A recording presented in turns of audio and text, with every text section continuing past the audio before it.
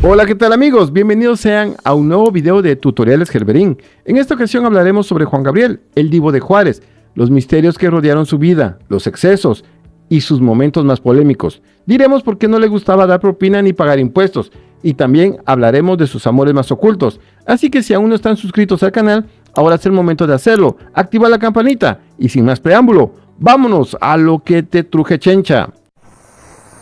Su carácter. Un carácter forjado por golpes de la vida. Primero, cuando era pequeño, sufrió el abandono de su padre, que fue declarado loco, y eso causó que su madre tuviera que buscar sustento y tuviera que ir a trabajar como trabajadora de servicio a Ciudad Juárez. Al no tener quien cuidar a Alberto, lo tuvo que dejar en un orfanato. Allí, Juan Gabriel sufrió de soledad, lejos de su madre. Fue ahí donde Alberto descubrió un mundo artístico que para aquel niño era un terreno desconocido. Y aquí es donde uno dice que lo que para otros perder a un padre y terminar en un orfanato podría ser una desgracia, para Alberto Aguilera terminó siendo una oportunidad de aprendizaje. Juan Gabriel empezó a cantar y participaba en todas las actividades de su establecimiento, porque en esas actividades invitaban a los padres de familia. Entonces, Alberto soñaba que un día su mamá lo iba a ir a ver. Tristemente, la mamá no podía hacerlo. Y bueno, al parecer los niños abandonados pueden padecer trastornos de apego y sobre todo inseguridad, donde los niños rechazan continuamente los afectos. Muchas veces no tienen la capacidad de mostrarlo y ese trauma se arrastra muchas veces con fuerza hasta la edad adulta. Experiencia. Cuando lo meten a la cárcel le dan la llave de la sabiduría y usted aprende muchísimas cosas. Los que lo sufren suelen vivir con una alerta constante hacia sus amigos, parejas o figuras que los van a dejar en cualquier momento. También dicen que terminan ellos mismos las relaciones antes de que la otra persona inevitablemente los abandone. Juan Gabriel ingresó a la institución conocida como el Tribunal, institución a la que ingresó a los 5 años y de la cual escapó a los 13 años de edad, aprovechando que le tocaba tirar la basura del taller de hojalatería y decidió no regresar. Fue precisamente en ese momento de su vida cuando buscó refugio y conoció a Juan Contreras, el señor que lo cuidó y le enseñó a tocar guitarra. A los 14 años regresó con su madre, doña Victoria Valadez, y con su hermana, quienes en ese momento se dedicaban a la venta de burritos, que es la comida típica de la región en Ciudad Juárez. Alberto se integró a la dinámica familiar ayudándolas en la preparación y venta de la comida en la calle. A pesar de este regreso, la relación con su madre siguió siendo distante y dolorosamente compleja. Ella nunca llegó a aceptar del todo su vocación por la música, un rechazo que marcó profundamente las composiciones más melancólicas del artista. Posiblemente la difícil relación entre su madre y Juan Gabriel se debía a que en la década de los 60 y sobre todo en el entorno de la frontera, el ambiente del espectáculo en México estaba muy cargado de prejuicios. Su madre era de una clase social humilde y de una mentalidad conservadora, y que su hijo varón quisiera cantar, bailar y dedicarse al arte no era bien visto como una profesión digna. Asimismo, era algo que ponía en duda su hombría y también lo exponía a los vicios y a las malas influencias. Y claro que aquí entra la historia de que doña Victoria había vivido trabajando jornadas enteras como sirvienta y también vendiendo comida en la calle para sacar a sus hijos adelante. Para ella, la prioridad era la supervivencia, así que la cantada era, como quien dice, solamente pura diversión, y ella quería que Alberto tuviera un oficio real, seguro y tradicional que le garantizara, por supuesto, sus ingresos fijos. Se llamaba Victoria y me llenó de gloria. Cuando ella me dio la vida, ella empezó mi historia. Quizás quería algo así como la hojalatería o el trabajo en las fábricas de la frontera. Verlo componer canciones para ella podría ser como una pérdida de tiempo y una fantasía que no lo sacaría de la pobreza. Al principio de su carrera, Juan Gabriel tomó el nombre artístico de Adán Luna, simplemente porque le gustaba el nombre Adán Luna y era el apellido de su abuelita, así que en homenaje a ella se hacía llamar así. Se empezó a dar a conocer en Ciudad Juárez, sobre todo en el famoso bar conocido como el Noa Noa. Bajo ese nombre grabó sus primeras canciones en formato de 45 revoluciones. Tuvo un éxito moderado en Ciudad Juárez, pero él sentía que ya había alcanzado su tope, así que decidió irse a la Ciudad de México. En el año 1968 se armó de valor y se lanzó para la Ciudad de México. Aún se presentaba bajo el nombre de Adán Luna, y ese primer intento fue muy duro, ya que pasó demasiadas carencias, dormía en las banquetas de los parques y no logró concretar nada con ninguna disquera, por lo que se tuvo que regresar derrotado a la frontera. A pesar de que en Ciudad Juárez tenía familia y un sustento económico, Él sabía que quedarse ahí significaba estancarse, por lo que nuevamente se armó de valor y en el año 1970 se lanzó a una segunda aventura en la Ciudad de México, pero esta vez vino un suceso que le cambiaría la historia para siempre. Al poco tiempo de haber llegado a la Ciudad de México, fue acusado de robo calificado, y es que se dice que él asistió a una fiesta en donde en plena celebración ocurrió un robo de joyas y una radio de la casa. Muchos relatos señalaban que la casa pertenecía a una actriz de la época.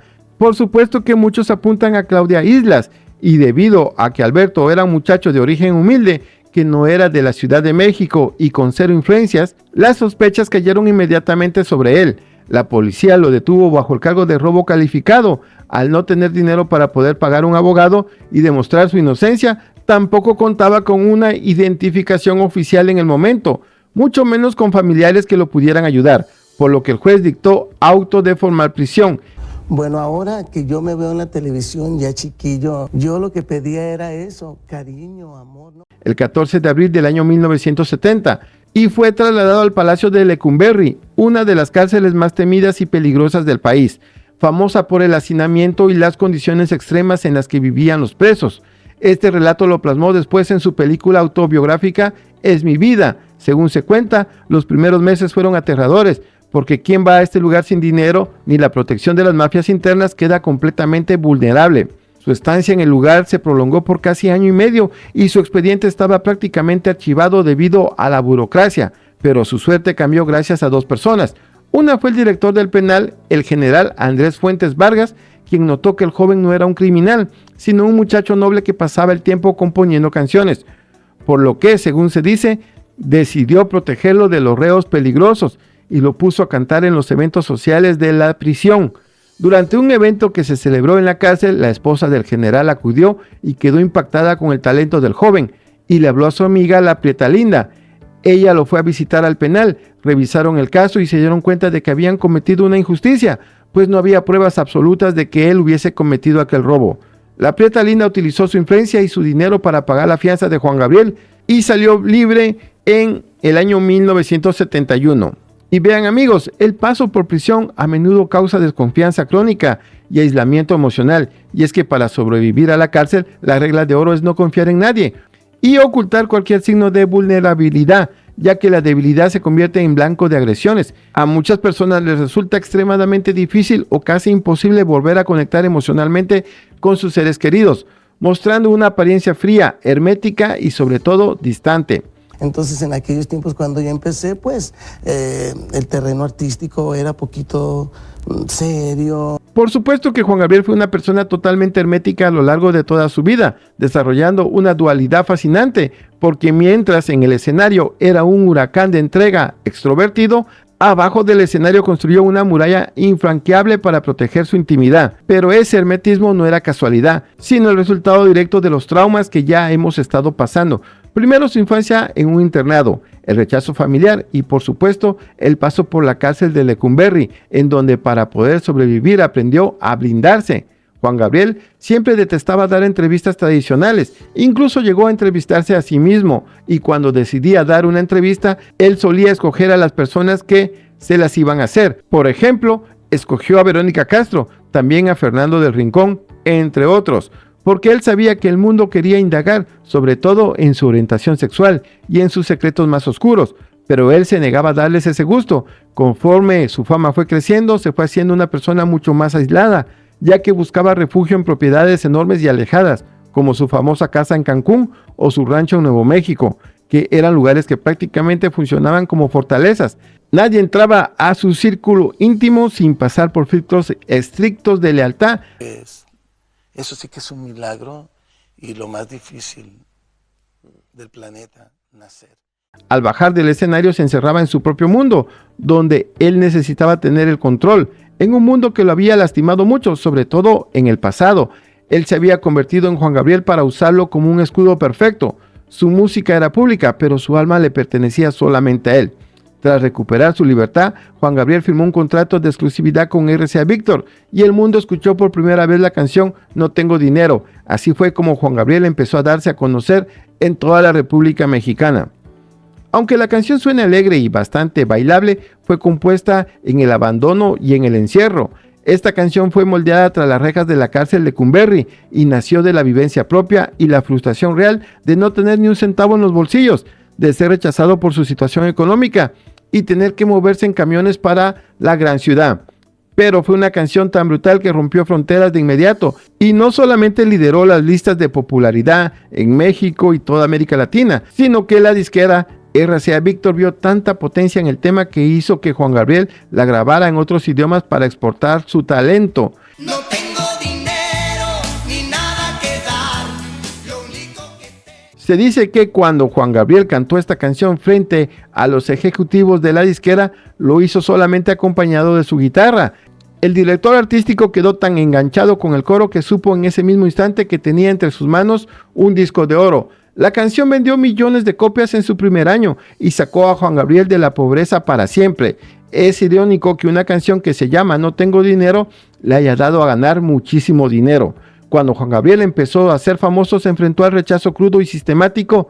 Las puertas no se le cerraban por falta de talento, sino porque su perfil desafiaba por completo los estándares de la industria del entretenimiento, sobre todo por la homofobia, porque la televisión y la música en México en esa época estaban dominadas por el modelo del galán tradicional y el macho bravío de la música ranchera. El joven Alberto tenía una manera de hablar, de moverse y una sensibilidad sumamente amanerada y sutil, lo que incomodaba a los de la mentalidad conservadora y lo miraban como un riesgo a las buenas costumbres y sobre todo a la audiencia de la época. Muchos productores dijeron abiertamente que con ese estilo jamás lograría vender discos ni gustarle al público general.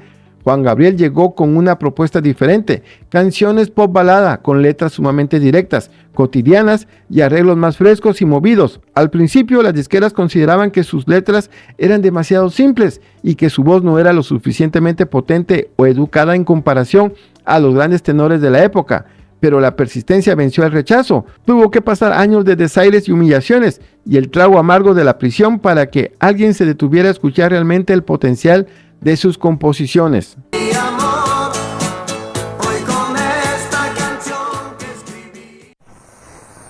A principios de los años 70, cuando Juan Gabriel empezó a sonar con fuerza gracias al éxito No tengo dinero, su disquera intentó presentarlo en Siempre en Domingo, que era el trampolín obligado para cualquier artista, pero Raúl Velasco se negó rotundamente a darle espacio. El argumento del conductor no era musical, sino estético y moral. Le incomodaban los amaneramientos, el baile, la vestimenta, y consideraba que su imagen no encajaba con el perfil de la época. Pero el peso de Juan Gabriel obligó a doblar las manos, ya que Juan Gabriel empezó a vender millones de discos y a llenar estadios sin necesidad de salir en la televisión.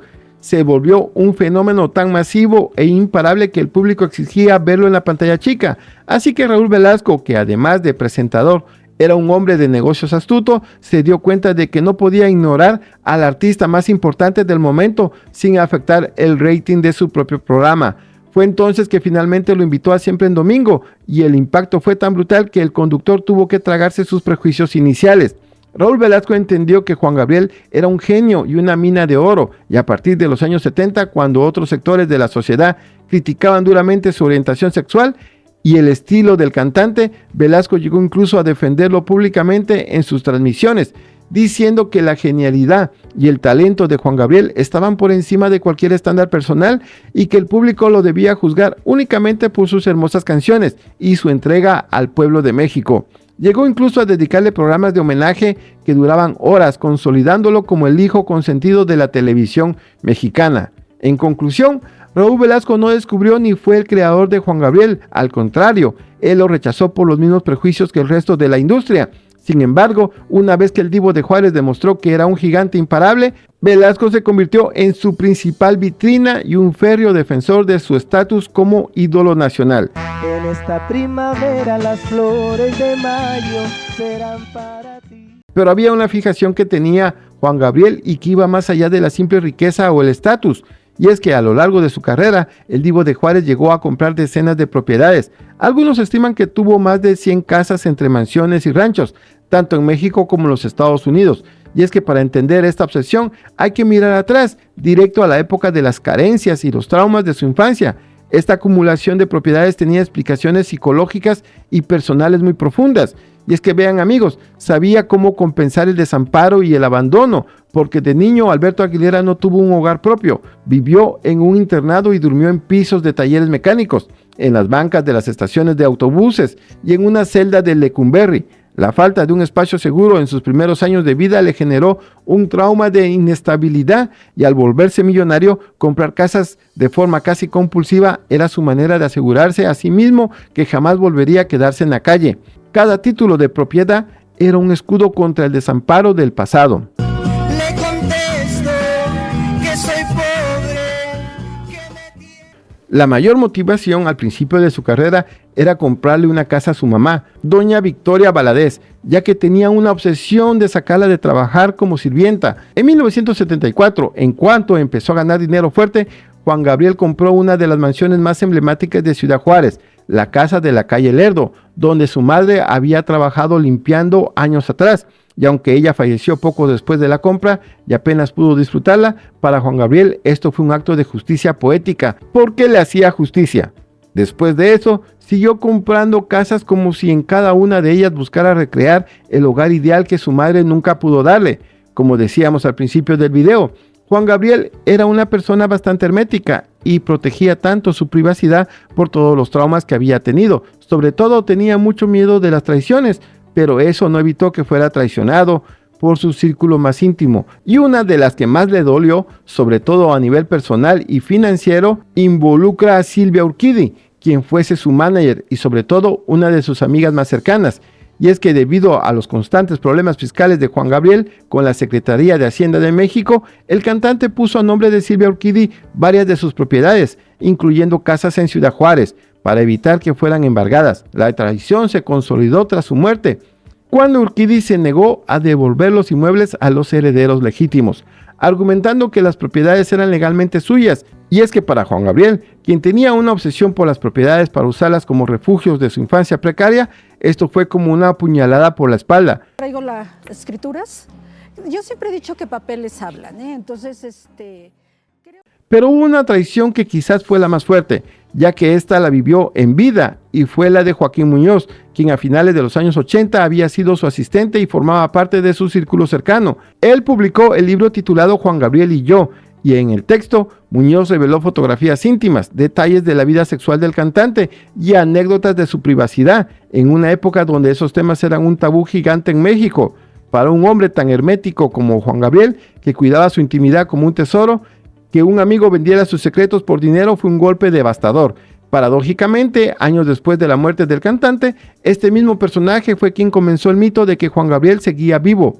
Este libro fue publicado en 1985 y fue un golpe devastador, sobre todo para el hermetismo de Juan Gabriel, ya que para darle credibilidad a los relatos, Joaquín Muñoz incluyó en las páginas del libro una serie de fotografías privadas de Juan Gabriel en situaciones cotidianas en la intimidad de su casa, también en fiestas e incluso imágenes donde aparecía con poca ropa y en posturas afectuosas con el propio Muñoz y otros amigos. Estas fotos dieron la vuelta al país y confirmaron que la información venía directamente desde adentro del círculo de confianza.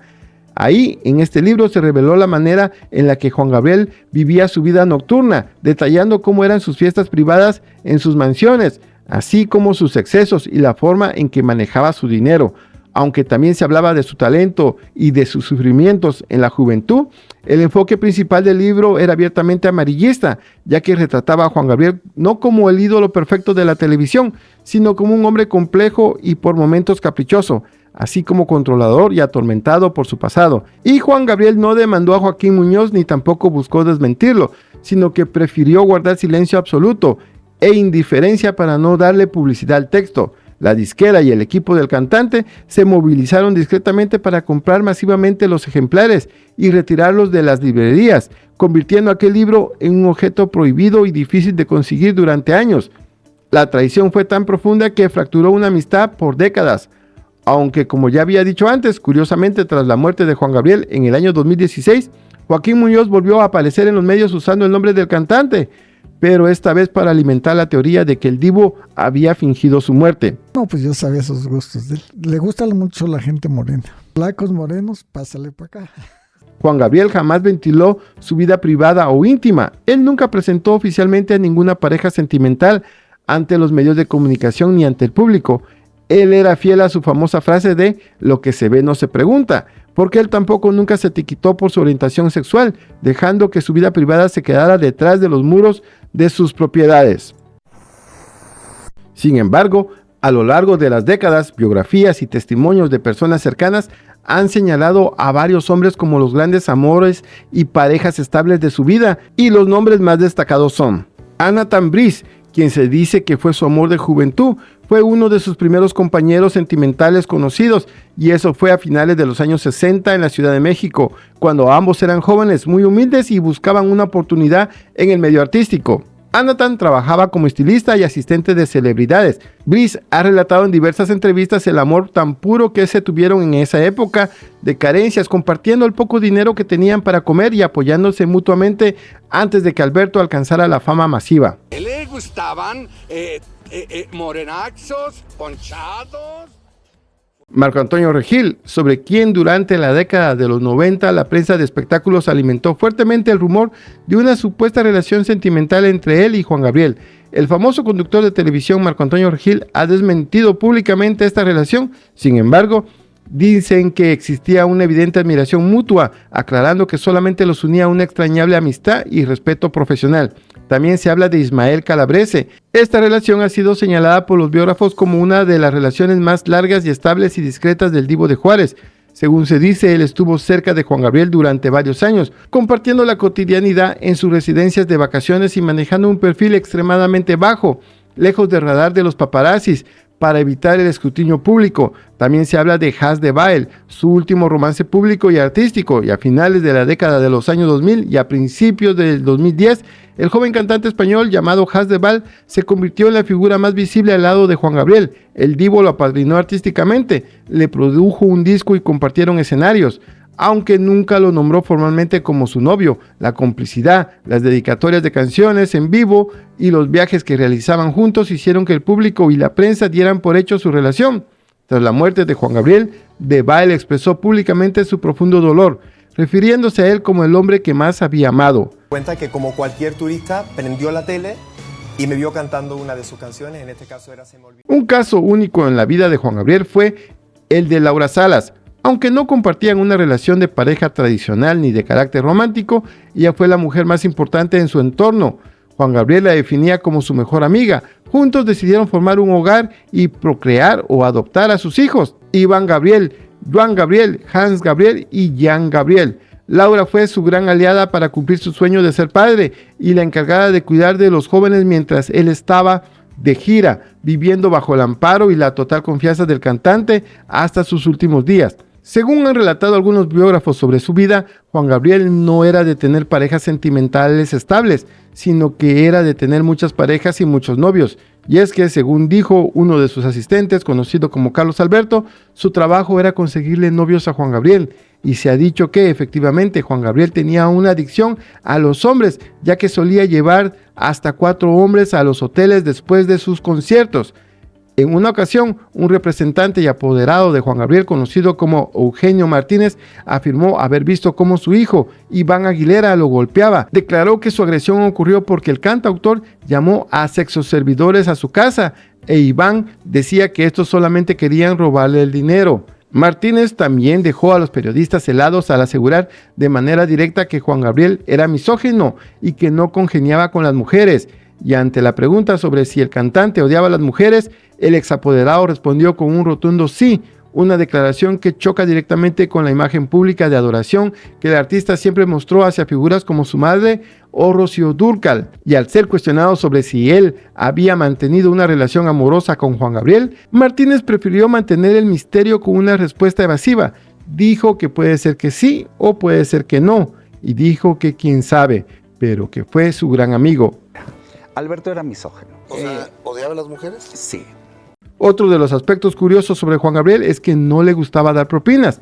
A pesar de acumular una inmensa fortuna, Juan Gabriel tenía fama de codo, de tacaño, y eso lo decían sus colaboradores y sus músicos. Según dicen los expertos, este comportamiento no era precisamente por avaricia, sino por una serie de fijaciones emocionales y traumas que sufrió durante su infancia, ya que, como recordarás, Juan Gabriel incluso sufrió en la indigencia absoluta, durmiendo en la calle y en la terminal de autobuses. Cuando una persona pasa tanta hambre y carencia durante su infancia y juventud, el dinero deja de ser solamente un medio de intercambio y se convierte en sinónimo de supervivencia y seguridad. Psicológicamente, el cerebro de alguien que sufrió pobreza extrema a veces desarrolla un mecanismo de defensa inconsciente. El miedo irracional a volverse a quedar sin nada, cuidar cada centavo en el día a día, como no dejar propinas o regatear cosas pequeñas, era una forma de mantener el control sobre sus recursos. Y es que debido a su enorme fama y riqueza, Juan Gabriel pensaba que la gente se le acercaba buscando obtener algo de él, y Juan Gabriel detestaba la adulación falsa. Si sentía que un mesero, chofer o empleado lo atendía con una sonrisa fingida o una exagerada atención, era solo porque era Juan Gabriel, esperando una propina millonaria. Él prefería no dar nada como un acto de rebeldía ante ese interés. Pero aquí viene la ironía, amigos, porque podría ser muy estricto con una propina en un restaurante, era un hombre extremadamente generoso a gran escala, ya que fundó y mantuvo de su propio bolsillo el internado y escuela de música Senjase en Ciudad Juárez, para ayudar a los niños huérfanos y de escasos recursos para que no sufrieran lo que él sufrió. Y también llegó hasta regalarle casas a sus amigos. Para él, tenía más sentido cambiarle la vida a alguien con un gran gesto que dejar una propina cotidiana en un comercio. Juan Gabriel solía repetir la frase: a mí nadie me regaló nada. Para él, el dinero se ganaba con el sudor de la frente, y bajo esa premisa de cada quien debe ganarse su sustento con su propio trabajo diario, fue como él vivió. Pero vean, amigos, aquí viene otra de las grandes paradojas de su vida, porque aunque Juan Gabriel era un hombre que le huía a la soledad y siempre quería tener sus casas llenas de gente, su paciencia tenía un límite muy corto y se hartaba de las personas con una facilidad tremenda. Y es que Juan Gabriel era un genio creativo y como tal tenía las emociones a flor de piel.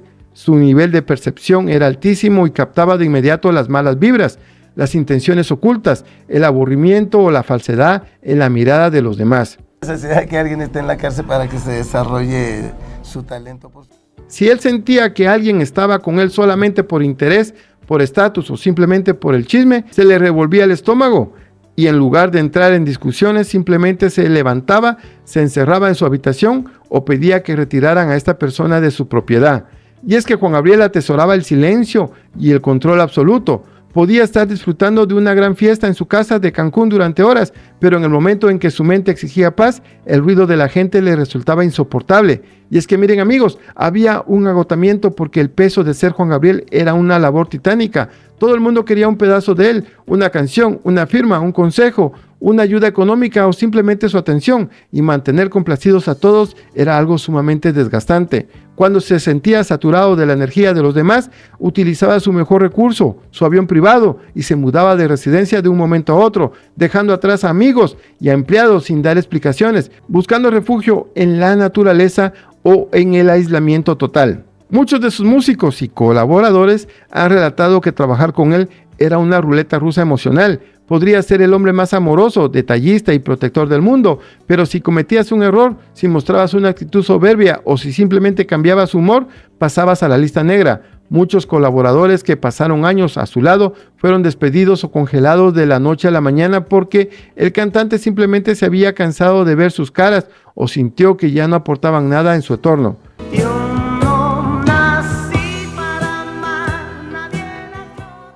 Ver a Juan Gabriel en vivo era una experiencia casi religiosa. No era un cantante que se limitaba a pararse detrás de un micrófono, era un monstruo de la interpretación. Bailaba, saltaba, coqueteaba con el público, lloraba, bromeaba, se tomaba un tequila en pleno show y manejaba las emociones de miles de personas a su antojo durante sus conciertos que podían durar 3 horas, 4 horas o hasta 6 horas sin parar. Esa capacidad de hipnotizar a las masas es la característica principal de un auténtico divo. Juan Gabriel rompió con el molde del cantante mexicano tradicional. En un país dominado por el machismo, él se plantaba en los escenarios e incluso en Bellas Artes, usando trajes brillantes llenos de lentejuelas, capas de seda, abanicos, maquillaje y colores encendidos como el rosa, el morado o el dorado. Adoptó una actitud sofisticada, teatral y exagerada, lo que en el arte se conoce como camp. Esa audacia para imponer su propia estética y hacer que el público lo amara precisamente por ser diferente fue su mayor acto de divismo. En el México de los años 70 y 80, la música estaba muy dividida. La alta sociedad escuchaba baladas internacionales o música clásica, mientras que la música ranchera y popular se consideraba exclusiva de las clases bajas o el sector rural. Juan Gabriel unió esos dos mundos. Su genialidad lírica, escribir de forma tan simple que cualquiera lo entendía, pero con una profundidad que a cualquiera le dolía, conquistó desde las barriadas más humildes hasta las esferas más intelectuales. El punto máximo de esta aportación fue en 1990, cuando se convirtió en el primer artista popular en cantar en el Palacio de Bellas Artes, el templo de la alta cultura en México, tirando abajo una barrera clasista histórica. Juan Gabriel introdujo el concepto de la teatralidad total a la música popular mexicana. Enseñó que el intérprete no solo debe afinar, sino que debe actuar la canción. Sus movimientos de cadera, sus ademanes con el micrófono, sus risas y sus llantos en pleno escenario crearon una nueva forma de conectar con el público que heredaron artistas que van desde Luis Miguel hasta Cristian Castro o Alejandro Fernández. Como compositor fue un motor para la industria, le dio identidad y éxitos masivos a figuras como Rocío Dúrcal, Daniela Romo, Lucha Villa, José José y Angélica María. En pocas palabras, Juan Gabriel le quitó lo rígido a la música mexicana, le puso lentejuelas al mariachi, le dio permiso al hombre de llorar a gritos en un concierto y demostró que la música del pueblo tenía la misma valía artística que la ópera más refinada. La relación entre Juan Gabriel, Rocío Dúrcal y su esposo, Antonio Morales, más conocido como Junior, pasó de ser una de las alianzas familiares y artísticas más bellas del espectáculo a convertirse en un doloroso triángulo de tensiones, silencios y rumores que la prensa explotó durante décadas. A mediados de los años 80, Rocío Dúrcal se encontraba en Puerto Vallarta, México, grabando el video musical del tema La Guirnalda, una de las tantas joyas que le escribió Juan Gabriel. Supuestamente el divo envió a un equipo de televisión con cámaras a grabar parte del rodaje sin avisarle ni pedirle autorización a la cantante. Rocío, de carácter firme y muy profesional, lo tomó como una falta de respeto y una invasión a su espacio. Hubo un reclamo fuerte, el orgullo de ambos se interpuso y ninguno de los dos dio el brazo a torcer para pedir disculpas, lo que congeló la relación y provocó la cancelación de giras conjuntas. Personajes muy cercanos a Rocío, como su diseñador de cabecera Mipsy y su hija Shaila Dúrcal, revelaron años después otra capa del conflicto, una intensa rivalidad artística mezclada con una especie de fascinación mutua. Shaila llegó a comentar que Juan Gabriel tenía cierta obsesión con el estilo de su madre, al grado de copiar detalles de sus modales e incluso mandarse a hacer capas idénticas a los vestidos que usaba Rocío. Por su parte, Mipsy llegó a declarar que abajo del escenario el trato de Juan Gabriel hacia la española podía llegar a ser sumamente impositivo, soberbio y ególatra. Rocío Dúrcal, que venía del cine y tenía su propia trayectoria consagrada en España, comenzó a cansarse de las exigencias y del temperamento del compositor. La verdad es que nos distanciamos un poco, para no mentir, ¿no? Como la idea de uno tiene que ser humilde, quiero decirte que quizá a lo mejor un poco por culpa mía. El ingrediente más oscuro y destructivo de esta historia llegó de la mano de Joaquín Muñoz, ex asistente del cantante. 2 años después de la muerte de Rocío Dúrcal, en el año 2006, Muñoz reeditó información afirmando que la verdadera razón por la que la amistad se hizo añicos fue porque Rocío supuestamente descubrió a Juan Gabriel y a su esposo Junior juntos en la cama. Para alimentar el morbo, la prensa utilizó fotografías de la época en las que Juan Gabriel y Junior se veían conviviendo de manera muy cercana y afectuosa. Sin embargo, esta versión fue categóricamente desmentida por la familia Morales Dúrcal y por los propios abogados de Juan Gabriel, quienes acusaron a Muñoz de difamación y de lucrar de manera baja con la memoria de personas que ya no podían defenderse. En sus memorias tituladas Mucho antes de dejarme, el propio Junior relató que conoció a Juan Gabriel en 1975 y que el mexicano estaba artísticamente enamorado de Rocío, deslindándose de cualquier lazo romántico. Independientemente de cuál haya sido el detonante definitivo, la ruptura fue tan severa que cuando prepararon el disco juntos otra vez en 1997, el enojo era tal que las malas lenguas dicen que se tuvieron que usar fotomontajes para la portada porque no querían posar juntos y en el escenario salían por extremos opuestos.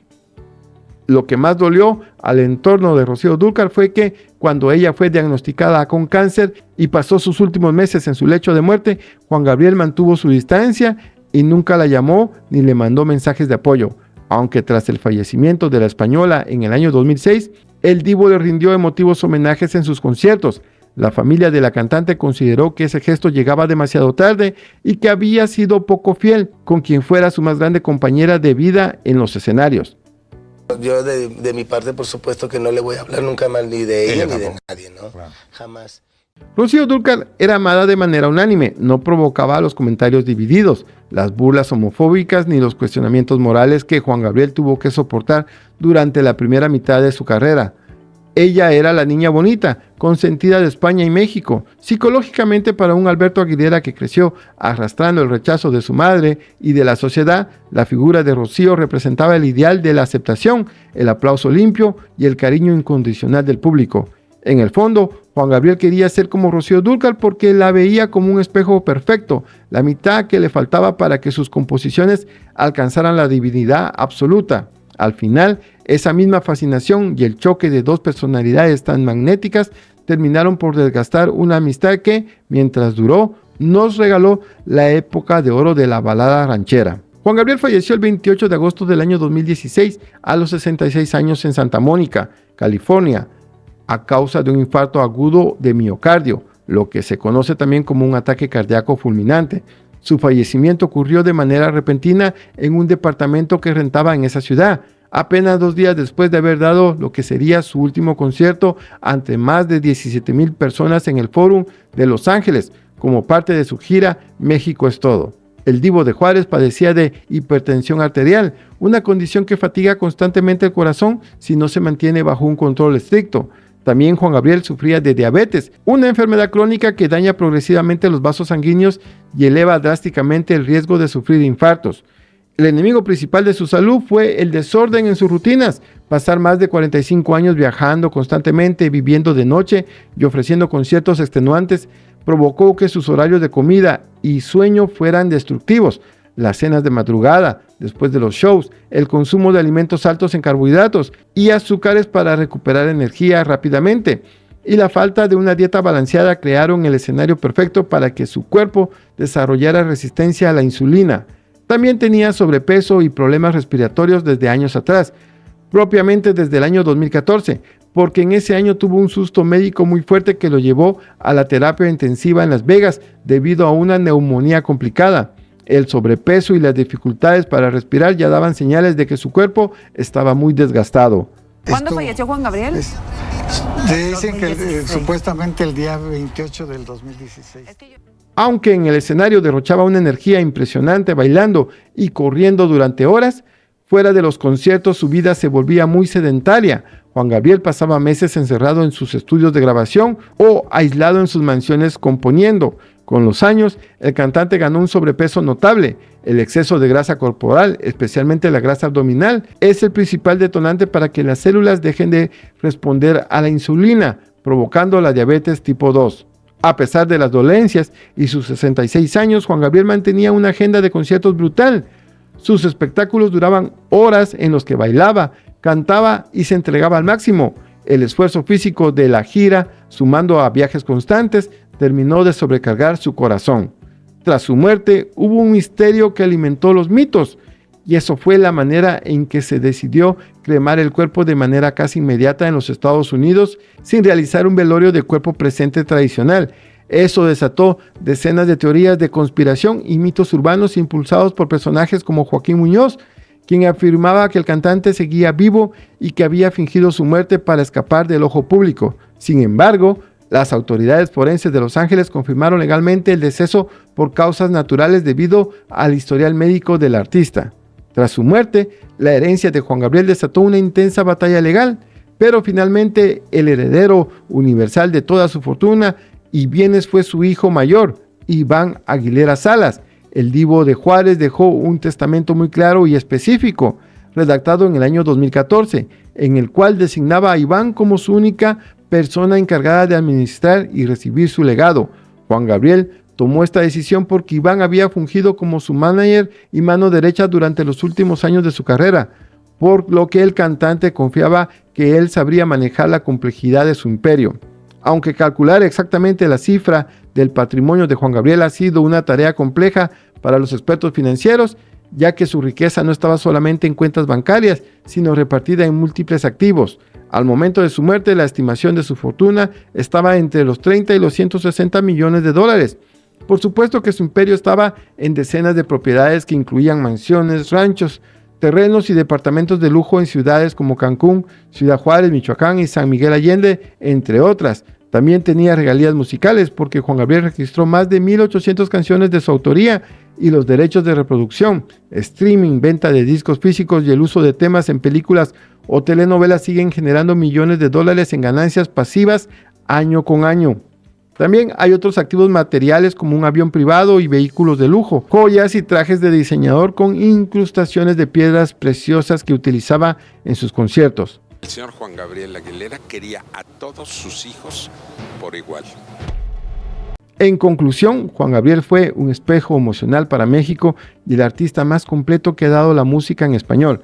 Más allá de las millonarias ventas de sus discos, su verdadera trascendencia radica en que logró convertirse en un fenómeno sociológico y cultural. Alberto Aguilera fue el hombre que tomó el dolor, el desamparo y el rechazo de su propia vida para transformarlos en un lenguaje universal que unió a todo el continente. Logró que sus letras, aparentemente simples, borraran las barreras de las clases sociales. Su música se escucha con el mismo fervor en una humilde cantina de barrio que en las lomas de Chapultepec. Él se plantó con lentejuelas, maquillaje y ademanes sutiles en los escenarios más imponentes y le dio permiso al hombre mexicano y latinoamericano de llorar, de mostrarse vulnerable y cantar al despecho desde la sensibilidad. Fue un titán de la industria, redefinió el mariachi y modernizó la balada ranchera. Fue el motor de las carreras de las grandes cantantes y divas de su tiempo, especialmente de su cómplice Rocío Dúrcal. Era un ser que detestaba la soledad, pero al mismo tiempo terminaba hartándose de la gente. Murió siendo el Divo de Juárez, una deidad de la cultura pop, y a pesar de su partida física, la gente todavía sigue cantando sus canciones todos los días. Y hasta aquí, amigos, llegamos con este video recordando al grandísimo Juan Gabriel. Espero que el video haya sido de su agrado y si les gustó, no olviden suscribirse a nuestro canal y activar la campanita, porque esto nos ayuda a seguir subiendo más y mejor contenido. Y nos vemos en una próxima ocasión.